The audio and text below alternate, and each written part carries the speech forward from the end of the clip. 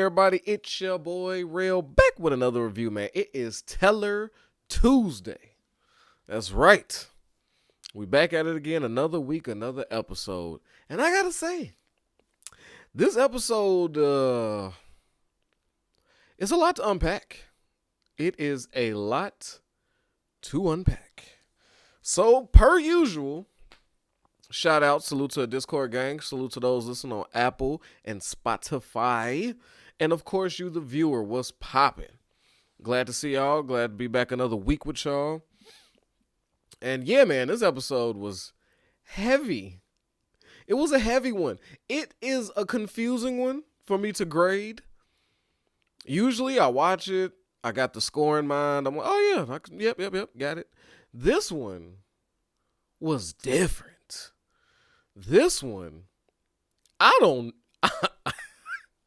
it's going to be interesting. Okay, so we've been tackling this thing for the past few episodes. The goal has been that we must pay the Irish for their guns. We got to keep our gun connect. That is our number one moneymaker outside of this auto yard and any other little outlawing things we do. And we saw, and it's funny because a lot in the beginning was shown how they made money. Suns was looking prosperous in the beginning, in the first half of this season. They was doing little jobs. Everybody was getting paid. It was a lot of happiness, but it shows you the real difficulty about club life, like paying your dues. When your dues is up, when it's time for everybody to pitch in, shit get real. It get real. Nobody's happy. Nobody's getting cash. Things are tight. So I do appreciate them showing that fact of the club life. Like, it's not just outlawing, cashing out. It's some real, we fucked up as a team. Yeah, once you got that Suns patch on, my problem is your problem. And that's what is being shown. This is what they are giving us. But, okay, so rank this episode. I give it an 8 out of 10. And it wasn't easy for me to come up with that number. Because the first half, I'm not going to lie to you. Matter of fact, I don't even want to say the first half. The first 75% was business as usual. It was just who gives a shit. I was really looking to give it a 4 out of 10 with 75% of the show going. It was just like more of the same. Like, botch jobs for no reason. Like, I'm going to go through it. But then it ended so fucking mind-blowing, masterfully, artsy. It was like a touch of genius how he closed off this mediocre ass episode. I had to give it an 8 out of 10. I don't know, but I saw the genius and I was like, damn, this is why you watch this shit. Like, for these last 10 minutes is why you go, yo, this some next level shit. I'm not gonna lie to you. All right, so what we got here? Like I said, business as usual. We owe the Irish the money. We down to 70 grand. We was up. We was trying to get to 200, and through all our shenanigans, we at the last leg of the race. And who else would you go to when the club is fucked up? When the club needs somebody to come through clutch? When the club seems to be down and out and lost? Who comes to save the fucking day? Is it Clay? Negative. Oh, no, you talking about Jax, real? No. I'm talking about the queen, of course. Queen Gemma. The real owner of the club. The real G of the club. Like, they need 70K by tonight. And sure, who was it that offered up that idea? Was it Juice? I think it was a mixture of Juice and Tig talking about the whore business, and and Jack's like, yeah, I'll go get my mom because I'm going to always run to my mom, and I'm gonna have her work this out. I'm gonna have my mother, who is not a patched member, who is just an old lady, and her main goal is to look after the other old ladies. I'm going to task her with this very important business negotiation.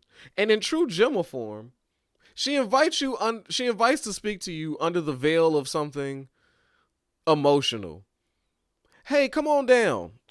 My fucking grandson is about to pop up out the microwave, as Jax would say, and I'd like you to be here with me. Come visit me at the hospital. Fucking poor lady comes in with a stuffed toy and excited that she's even invited to such a momentous occasion. Like, because some people just want to be included and wanted. And when head honcho, Queen Bee, Gemma, says, come share this moment with me, you're like, holy shit, let me go get my best heels, my best leather jacket. Let me do the best makeup job I can on this spoiled face of mine. I mean, let's just be honest. Real does not like to speak about the image of women like that. I only like to big them up. I only like to big up women. But that woman looked like rotten fruit with makeup on it. Like, she looks like if you bought a banana and like 5 days later, untouched, and you was like, oh, this banana's looking bad. Let me slap some concealer on this fucking banana. Like, no, it's just a ugly fucking banana with concealer on it. So, yeah, so she invites that lady. And they have a conversation where Gemma fucking blindsides the lady and says, yo, so the club needs you. And by needs you, we need your money. We need $70K. So go ahead and we need that to happen. And she's like, what? And then she tells her story of taking young dicks up the ass. I was just like, oh my God, that does sound like a rough life. I'm not going to lie. Shorty been through a lot. And she's trying to say, hey, don't bring this club shit to me. All right, I paid my dues. I earned this seat. And Jim was like, yeah, but Otto came in and gave you the position. He funded you so that you could take those dicks out your ass. So you could put that same ass in the producer's chair. Fair argument. Fair point. Even she had to go, you got me there, Gemma. We all owe to somebody, to some higher being, to something. We all owe. And in this stance, she owes Otto, who in turn is the club, locked down. So she owes the club. And she's like, look, check it out. What I could do without involving my company, I could get you $55K. Clean. Gemma's not going to argue the number. She's like, fuck it, that'll work. I did my part. 55. The boy's going to have to come up with 15. I don't know how. Don't give a shit. I've done my part. And Shorty did try to hit her with some loan sharking prices. And Gemma, in masterful negotiation, pretty much threatens her life without threatening her life and said, if I were you, I'd rethink that number. Okay, Gemma, 5%. Good girl, go get the money. Once again, Gemma closes another huge deal for the club. We depend on Queen Gemma. Now, the thing should be easy. We just down about 15K. So now it's a mad scramble. We have a funny scene where Half Sack, they put that pressure on Half Sack. Nobody believes Half Sack is going to come up with 15K, but he doesn't believe he's not. And Half Sack wants to show his effort. He's a prospect, man. He wants to come through. So he's like, oh, an ambulance? This is money. Let me go get that. I know what ambulances go for. So I've heard on the black market of ambulances. I don't know. And he's quickly met with just, you fucking idiot. Yeah, and that's what you would get. Like, dude, who would we sell this to? This stolen ambulance. Only a house in Freddy's Infirmary. I thought that was great. I thought that was a great back and forth. So poor Half Sack. That's all you could say with that scene. Poor Half Sack. But we're all giving our A effort. And as Jackson them goes to meet his mother and checks on his son, he sees that, he helped a trucker who was halfway through a window. I don't know if that would be procedure. It's a glass through what could have been the only thing that may have saved that man's life. So if you guys are watching this and like, I too would like to save a life. Maybe you should just keep that person. Maybe if you want to help, just stay there and keep the person woke. Let the professionals come deal with it. Because I'm sitting there as he lifts the man off this glass shard through his leg. I'm like, what if he bleeds out right now? He's not a professional. Why is Jax doing this? He discovers there's some meth, and then he brings to the club, and this goddamn Darby. Look at him. He's putting truckers through the window. I like how they put the blame on Darby for some trucker getting high and unable to keep his shit together. But they just want to make sure that these drugs are not being sold in their backyard, as agreed. Because they're on edge and they're looking for a reason to fuck Darby up at this point.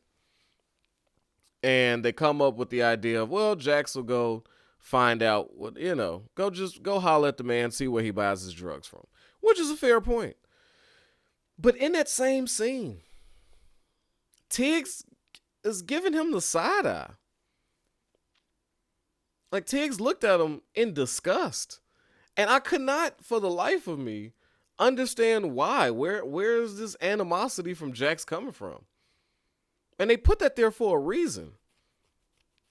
But to me, I was just like, I'm not finna let that stare go as I'm watching this episode. I'm like, no, there's something beneath that. Like, what the fuck? Is Tig hating? I don't get it. It's like, it's not a deep conversation they're having here. And he's the vice president, so he's VP for a reason. Yeah, before we do anything, how about we go, I don't know, just ask the direct source where the fuck he buys his drugs from.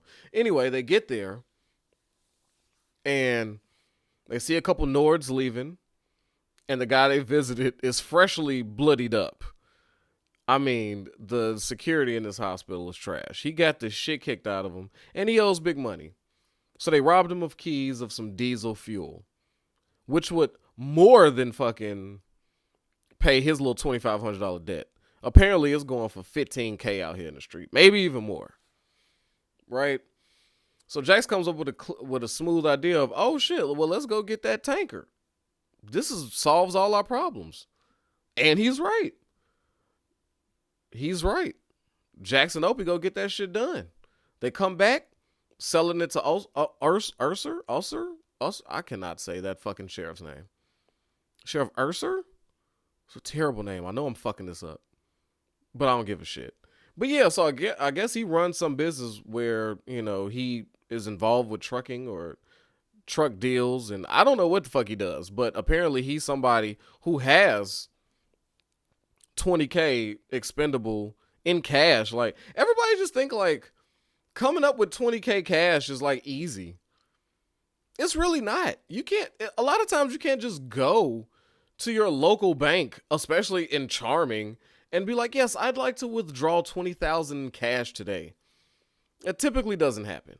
So I guess he keeps money in the safe. This is why people keep money in the safe, to not raise red flags. It's just not easy to just go get this type of money. But he has it, which has got me thinking about him and his business. Like, I see he's got some cash that I didn't know about. Okay. All right, cool. I got you. And hands it right over to Jax, and Jax is the savior of the day. Let's all clap hands, slap hands. We got this good. Now, the easy part, meeting up with our connector, dropping off the money. But prior to that, Darby meets up with Alvarez, because Darby gets in the mail from ATF agent Dirty Mac, lets him know where the club gets their money, who their connect is, and where they meet up. He gives them a full debriefing on everything. And Darby's idea is, hey, okay, I got the ultimate plan. I'm going to meet up with Alvarez. So the plan is for Alvarez to go take out Clay, because that's very important. We must kill Clay. And then you make a deal with the Connect, because where are they going to run to? And then I need you to go take out, who else was he supposed to kill? Oh, then you're supposed to murder the rest of the Mayans, the rest of the sons that's surviving. And then you get the gun Connect, and I get Charming. And I'm just like, okay, on paper that sounds like a legit deal. But you didn't orchestrate anything but information, my guy. So off your maybe information, we don't know how factual this shit is, I'm supposed to shake hands and go, yes, let me shoot and kill Clay because there will be no repercussions. And then let me take his gun connect because I'm such a great negotiator and I just murdered maybe his friend right here. Then I could just trust them. I'm like, no, yeah. So Alvarez is like, what the fuck is he talking about? But Alvarez likes one part of the plan. Let's kill Clay. I'm down for that. And I was like, damn, that's a leap. But okay, I guess he's been sleeping on this. And then he's like, you know what? I'm going to kill Darby too. Fuck both of them. And then so his plan is to get his boy Dan. That's right, the Dan from Lucifer. I thought that was hilarious. Seeing a young Dan be a fucking Mayans bike gang member, I was just like, oh great, look at Dan. And yeah, and I just thought it was funny because he tapped him, like Dan is like, oh, I want to be a part of this, like I gotta be the one to do this. But he doesn't know nobody. He kind of, from the distance, he didn't really see Darby's face. He's way back there. And he's like, okay, I kind of got an idea what he looks like. That's the target. I've never seen Clay in person, but I'm sure there's photos circulating, so I know where he's going to be at. So fuck it, I'll just shoot up everything. And I'm like, yeah, genius. He goes in, shoots up Darby's crib first, kills a bunch of Nords, a bunch of random women there. Doesn't hit his target at all. Doesn't sweep the house any further than the living room. Like, oh, I think I got everybody. Looks down at one of the dead Nords and go, yeah, that's probably him. That looks good. No confirmation. No flipping the body over, taking a double glance. No sweeping around. Let's just make sure there's nobody else in there. So I'm like, okay, this episode is, oh God, more bad outlawing. Like, what the fuck? And now Clay is meeting up with the Connect, but finds out Marvin's dead. And now you got a new one, Cameron. And all Clay needed to know that what he was saying was the truth is to show him some pictures next to him posing with guns. Because we know, obviously, this is all the proof I need. Show me a picture with you next to my Connect, looking buddy. Because nobody ever heard of a whatchamacallit, a detective, an informant, undercover. Why wouldn't he be any of these things? Is that the credibility check?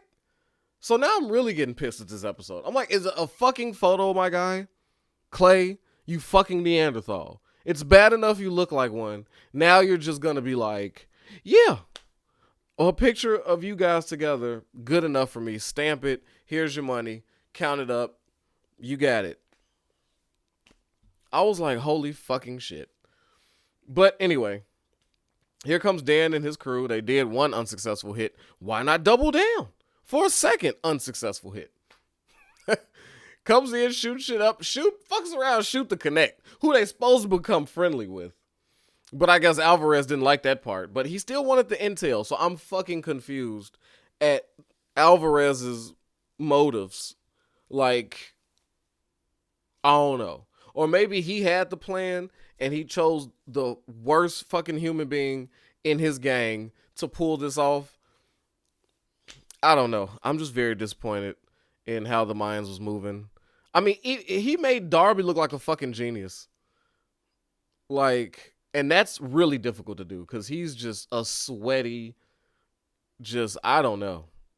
And his only outfit is that nasty ass wife beater with that extra tan Carhartt fucking short sleeve button up. Like, that is the most nothing I hate more on this earth than sleeveless shirts and button up short sleeve shirts.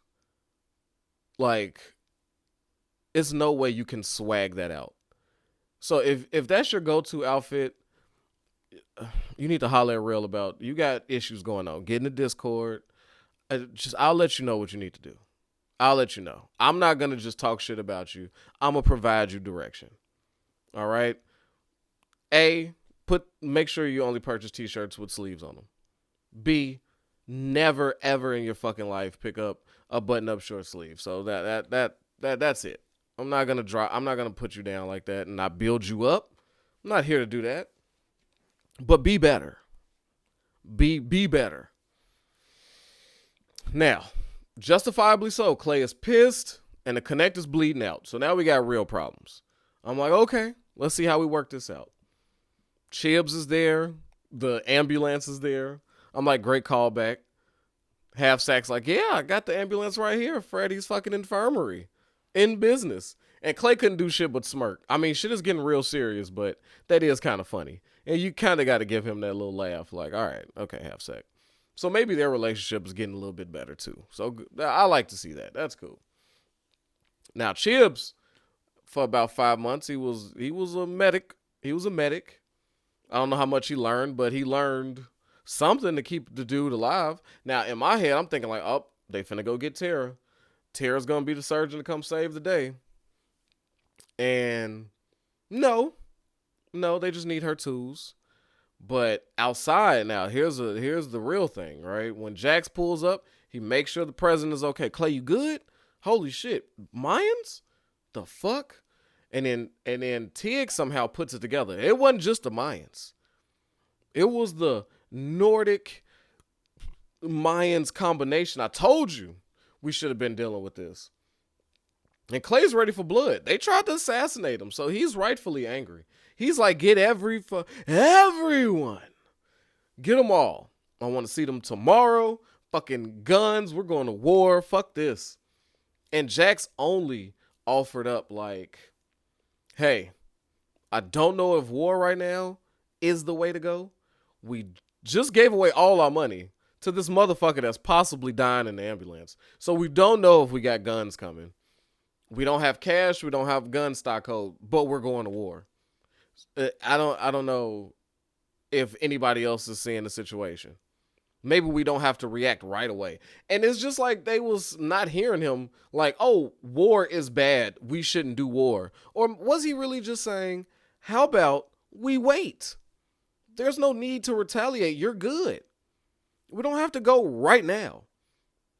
And then this is just what triggered Tig. Tig comes back and just shouting on about Jax. He ain't got it in him. I don't trust him. Getting bloody. And he ain't ready. And fucking Clay's like, I hear you, I got it. And Clay's giving him this whole speech about how is he, I want to know, is you committed? And all. I was like, what part of Jax has not shown commitment? And what are they seeing that I'm not seeing? Did Jax not just save the club? Did Jax not just shoot shit up? Did Jax not invite the Mayans over to the patch over to save somebody, to have a shootout? I think Jackson guns and shooting motherfuckers seems very comfortable. So I'm confused why they coming up with this, but what they really showing is their insecurities. Tig doesn't like him because he's hating on Jax. I don't know why yet. Youth, charisma, new leader, wants Clay to be in that seat forever, maybe. Clay got Jim up his ass about Jax's commitment. So now maybe this is the time I shout at him. And I'm like, no, this is all insecure man shit. So they showing the chinks in their armor. They showing their weakness. Tig and Clay are fucking emotional. Emotional. Soldiers, yeah. Clay, for all intent and purposes, has been looking like a great president. I'm not really mad at his president, but he's emotional. And I don't know if I want an emotional president. And Tig looks like his lover. You know what I'm saying? That's his bromance. You know, and I don't know. It's a lot of emotions, whereas Jax is logic. I like a logical. I don't want you to not have emotion. I don't want you to be void of emotion. But I want my leader to be logical first and emotional last. Don't let your emotions lead. That's what I want. That's what I'm looking in leadership. But okay. They shit talk Jax, and Jax about to go get some tools to come save the Connect. He goes, has a real heart-to-heart with Tara. Right? They looking real chummy. They talking like, yeah, I was thinking about it, you know. So we like, oh, okay. Taking maybe one step closer toward this thing coming back together. And he drives off to go take care of business. And what do we have here? This is where the episode took an amazing turn. An amazing turn. Behind door number 1, Detective Dirty Mac. Matter of fact, I'm going to call this nigga Josh. I'm going to call him by his Christian name. Josh elevated this episode. Josh acted his ass off this episode. These last 10 minutes, Agent Dirty Mac was fucking amazing. I was blown away. I was like, wow. He is a true creep. The motherfucker waits in a dark closet somewhere and listens to all this jack shit. And then he attacks Tara, but not to hurt her, out of love. Like, this is love. And then he decides to have this really awkward, no, it's safe. You're in a safe space. I know I tackled you. I know I did this, but please tell me what went wrong. You could tell me anything. And Tara did an awesome job too. Tara fucking was right along with him. Elevated this fucking scene. She shows her fear. She shows her realization of the situation. She shows it all in real time, like, this motherfucker's crazy. I might die right now. She expressed all that in her face. And you see her each minute coming up with the thing to do. Oh, he's trying to kiss me in the mouth. And he's just really thinking in his brain, like, how he's perceiving this moment, how Josh perceiving this moment is, I'm really talking to my girlfriend right now and we're really working things out. Right? This is happening, right? And Tara's in fear and just trauma is like, yeah, this is us working it out. Until they talk about this abortion. And now he's re-triggered. And she's like, it's not a baby. It's not a baby. And she was good until she got aggressive. And that's not what you want to be with a crazy man. And as I'm watching this episode, I'm fucking cringing out. I'm like, holy shit. This is bad. And then I'm thinking, God, I'm glad I'm not a woman. I'm sorry, ladies. In this scene, I'm like, holy shit, I fear for women. I can't even imagine. I'm just so glad I'm not one. Like, I cannot, as a man, the fear of rape does not cover me as a man. You feel me? Like, I don't leave out my door fearing that I need to placate somebody or they might rape me, because rape is a very big chance, or abducting me and doing something to me. Like, it must be terrifying to be a woman daily walking out your house, because holy shit, like, that's something you have to live with. I don't even think of that. I can walk anywhere. Police, sure. Whatever imaginary ops or that may have for me, sure. Being robbed, of course, but I really don't fear it. I fear not having nothing for them to rob and them deciding fuck you and shooting me. But I walk out the rape is not even on my list of things. And I don't know, and that might be placed at number 2 for a woman when she comes out the door. Like, that's deep. That's fucking crazy. So I'm like, yo. And she is and then that whole abortion shit triggers him. He attacks her, knocks her out, and he's apologizing. He lifts up and puts on the bed, and he's like, but you know what? You got rid of our first baby, but we're good now. That's what Josh got in his brain. We're good now. We're finna try again. And I'm like, yo, this shit is getting wild. The nigga he set the mood for rape, people. He grabbed his iPod, who only had one song on it, on repeat. He placed it in her dock, in her stereo system. He took the time to light candles to set the mood for the rape. That nigga whoever wrote this episode was writing. And these actors were fucking acting. I was like, yo, this episode was shit until now. I'm like, wow, this is cinema. This is good shit. And he's so comfortable now because she had to make him that. He takes his shit off. He's got this nasty hairy chest. That's just disgusting. He's just a monster. He turned into full monster and puts his gun on the side. And she's like, okay, he's going to take this regardless. Yeah, I can't overpower him. He's finna get this. So you know what? I'm about to fake give it. Tells him what she needs. Even calls him by Tartar. Like using these pet names that, and you could see the disgust in her face. And he's not reading none of it. Just excellent scene. They should really be proud of what they did. And boom, flips it on him. She's like, no, we love making. Let me get on top and show you what time it is. She even took the time to get off the bed to get undressed to further lower his guard. And he's like, yeah, I'm just in love. Grabs that gun, shoots the shit. I'm like, yeah, shoot that nigga. And I'm thinking, okay, this is the time where you call the cops. And he goes down, calls Jax. Why does she call Jax? Why?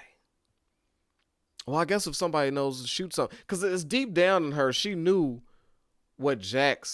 she knew she needed Jax at that moment. The police, it was right. And when Jax turned back around, saw what was happening, he's like, you know what we got to do. And she's like, no. So do we call the cops now? But that was subconsciously, she knew she couldn't call the cops. She knew that this thing would just perpetuate. She done tried everything. Couldn't get this man away from her. So she knew Jax would save her, would do what but she had to say it. She just had to say something to say, no, let's not kill him. She just had to say it. But she know what she wanted. And Jax couldn't listen to that man no more. Clearly caught that body. But what's deeper than that is that these two embraced and started fucking with a freshly dead body no more than 4 feet away, 5 feet away from him. Bleed, soaking her carpet. And I'm like, what? What? And I don't know. I don't know. I don't even know the psyche. I'm like, this was a hell of a last. That was just like, that was intense. That was a hell of a scene. That was a hell of a last 10 minutes. And it saved the fuck out of what would have been a mediocre ass like episode. Holy shit. Holy shit. I had to say, I really enjoy rewatching this. It made me cringe. It made me mad. It made me just uneasy. And it confused me. I don't know. That's what you want out of when we watch it. This is why we watch things. To feel something. And they achieved it. And, you know, some episodes make me happy to do what I do on a daily basis. This type of work. And that scene was one of them. So I do appreciate that. The other little stuff, like I said, Gemma was a fear of Tara. It wasn't that Tara did anything wrong. It was that she tried to take her baby. Tara wanted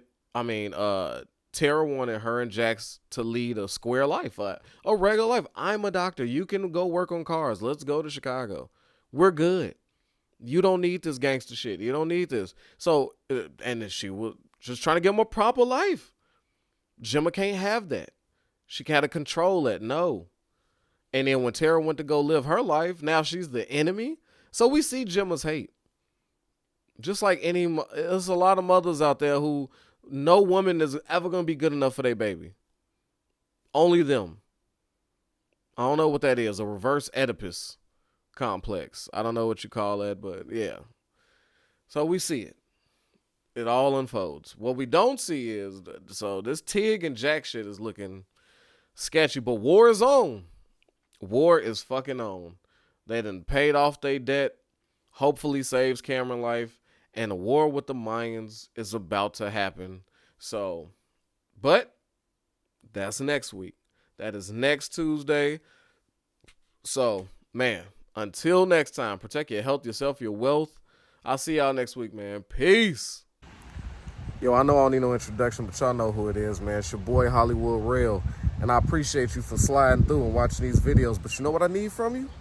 All right, if you ain't already, I need you to like this and subscribe this, man. We at 1,000 trying to get to 2, all right? Push it for your boy. Get them algorithms up. So when it come to that subscribe button,